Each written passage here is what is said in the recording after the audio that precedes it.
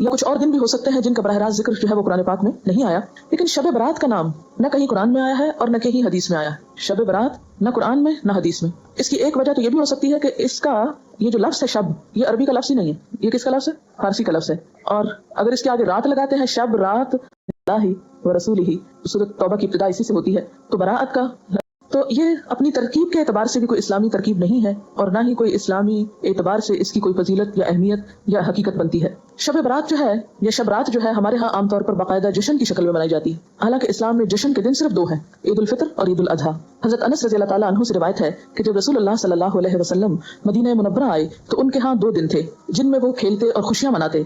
आप सल्लल्लाहु अलैहि वसल्लम ने इनके बारे में दरियाफ्त फरमाया तो आपको बताया गया मदीना वालों की तरफ से कि हम जाहिलियत के जमाने से ये दो दिन मनाते चले आ रहे हैं। आप सल्लल्लाहु अलैहि वसल्लम ने फरमाया अल्लाह ताला ने तुमको इससे बेहतर दो दिन अता कर दिए हैं, ईद उल फितर और ईद उल अजहा। तो शब बरात का जो जश्न है, यानी रात को आतिशबाजी और मखसूस किस्म के खाने पकाना, इनको इस्लाम का एक हिस्सा बना लिया गया। अगर आप इसको अपने कल्चर का हिस्सा कहें या अपनी रिवायात का हिस्सा जो बड़े सगीर की हैं खासतौर पर, तो कोई बात नहीं। मसलन आप 14 अगस्त मनाते हैं या आप 9 नवंबर आज मना रहे हैं, बहुत से लोग घरों में छुट्टी करके मनाने का हमारे यहाँ एक ही तरीका, छुट्टी कर ली जाए। अल्लामा इकबाल ने दिन रात काम किया था और हम दिन रात छुट्टियां करना चाहते हैं। बहरहाल तो वो आपका क्या है, एक लोकल कल्चर है, उसका इस्लाम से कोई ताल्लुक नहीं, यानी 9 नवंबर का इस्लाम से कोई ताल्लुक नहीं। इसी तरह अगर आप 15 को आतिशबाजी करते हैं या हलवा पकाते हैं तो वो आपका लोकल कल्चर तो हो सकता है, इसका इस्लाम से कोई ताल्लुक नहीं, क्योंकि इसके बारे में ना कोई तालीम कुरान पाक से हमको मिलती है और ना ही नबी सल्लल्लाहु अलैहि वसल्लम की सुन्नत से। मसलन इस रात में क्या होता है, हलवा पकाया जाता है और दूसरों को खिलाया जाता है, मुर्दों की फातिहा दिलाई जाती है, चरागा किया जाता है, कैंडल्स वगैरह लोग छतों पर जलाते हैं और अब उसकी जगह दूसरी बिजली की बत्तियां भी जलाई जाती हैं, आतिशबाजी की जाती है,